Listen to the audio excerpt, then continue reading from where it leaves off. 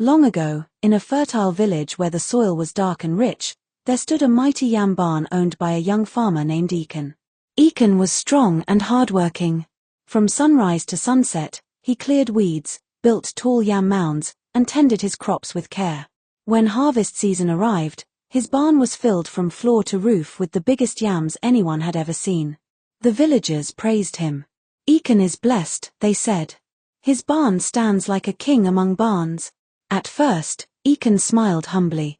But as his barn grew fuller, pride began to creep into his heart. When neighbors came to borrow yams during hard times, Achan refused. "My yams are for my future," he would say. "If I give them away, what will remain for me?" He built his barn taller and stronger, tying it tightly with palm ropes. He counted his yams every evening, admiring them like treasure. One night, as the moon shone brightly, Achan heard a strange cracking sound from his barn. Crack, snap, rustle. He grabbed his lantern and hurried outside.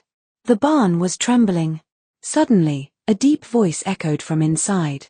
"Achan, why do you hoard what was meant to be shared?" Achan's heart pounded.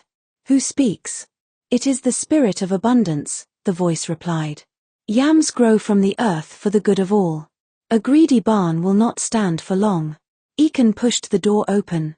To his horror, the lower part of the barn had begun to collapse. Some yams were rotting. Others were being eaten by rats. He fell to his knees. "Forgive me. I have been blinded by pride." The next morning, Achan called the villagers together. "Take what you need," he said humbly. "Let no one sleep hungry while my barn is full." The villagers shared the yams with joy and gratitude.